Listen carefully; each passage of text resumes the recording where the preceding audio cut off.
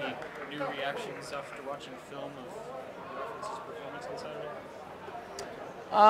You know, you have a little bit more time to digest it, look at it closely, and there were some good things and some things we got to clean up. You know, I didn't think we handled some of the protection stuff very well. We took too many hits, missed a couple throws, dropped a few balls, had some silly holding penalties. So we had definitely some things to clean up in that game. Always a good teaching tool.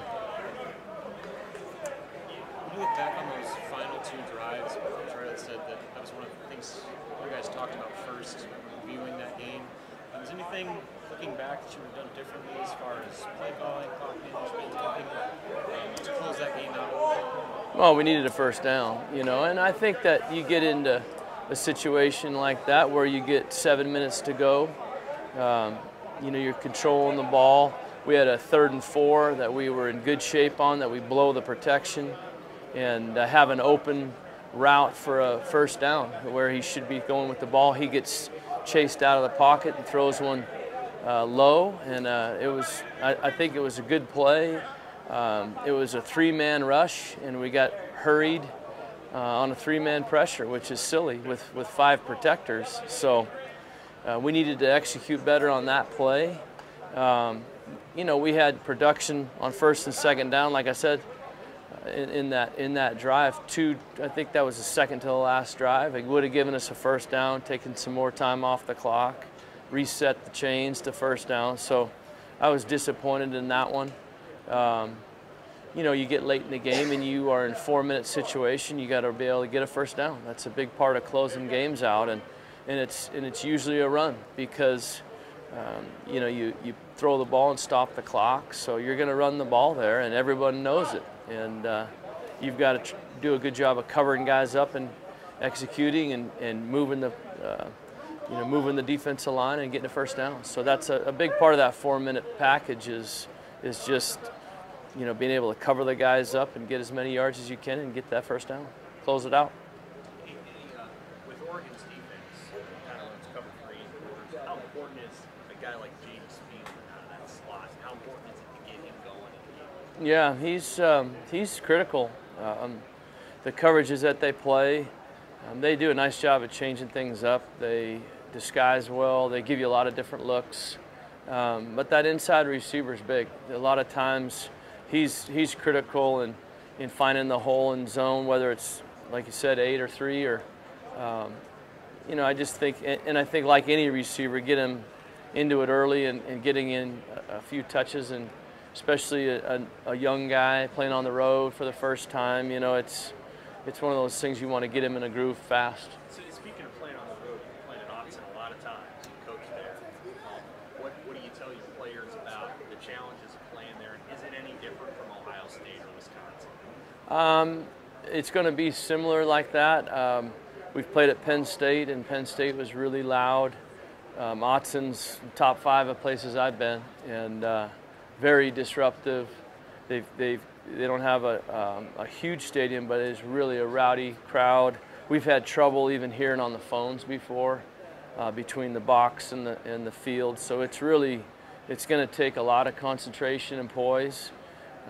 We've been working on it all fall camp and of course all this week, but the noise has been a part of our practice really from the beginning. So we've had plenty of work at it, but it is unsettling, and they have to really focus on the ball and making sure that the snap count and the false starts don't become a big distraction. Mike talked about the familiarity of facing a 3-4 and here. What specifically, where does that help you? Well, you don't have a week of practice to see a new front or coverage. You've gotten a month. So I think that's a good thing for us. I think it's a little easier to go from practicing against a 3-4 to a 4-3 team than going the other way. So I think that's been a good benefit for us, you know, all through fall camp, having that work on the 3-4.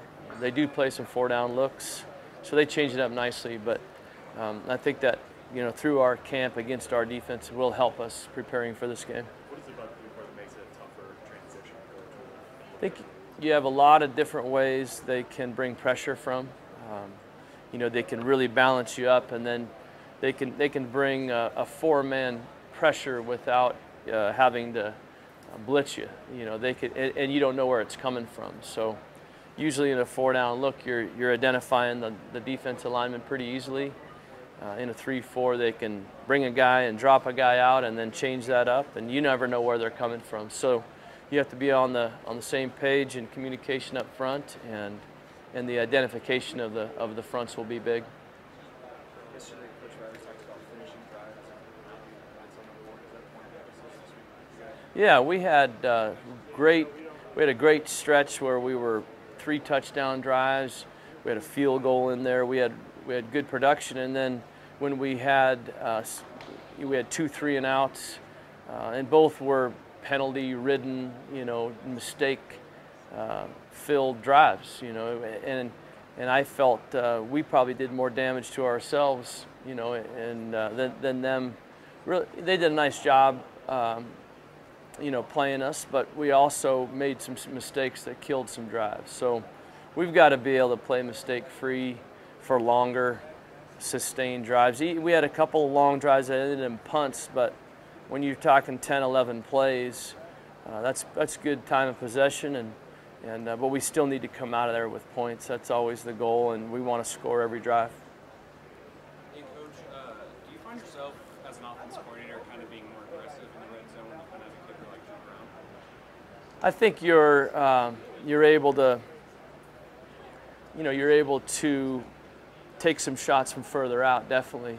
If you know, and I'm assuming that's what you're meaning in terms of being a little bit further out and going after him, and that's true. He's a great kicker, and he gives you confidence that you can, you know, you're not playing such a field position game, you know, having to get it really tight just to get the field goal in there. I think that's helpful for us. We can go after him, and knowing that we can take a few chances, and then if it's something that didn't work, we had you know, any problem on the play, we're still going to come out of there with points. But you know, we got down there close on that first drive and settled for a field goal. Those are the kind of drives we have to finish. We were down there on the 12-yard line. I think the third down got us down to the 4. We've got to get that thing in the end zone.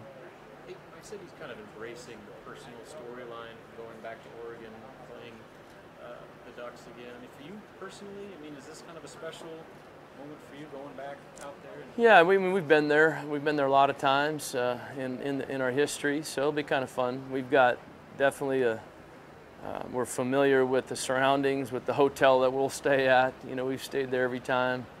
You know, it won't be like sometimes you're going to a new place, you have no idea where you are. There'll be a lot of familiar sights and faces, and so it's kind of fun. But you know, it's one of those deals where it's a tough place to play, and they're a good team, and it'll be a good challenge for us. It'll be another exciting you know, road team, and we've got plenty of those in our own conference. So you know, going out there will be fun.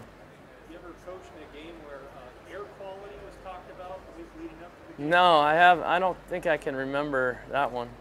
It's been bad out there. I know we got a lot of friends and family that are close out there, and they said it's pretty bad. So hopefully we'll get to play it. All right, thanks.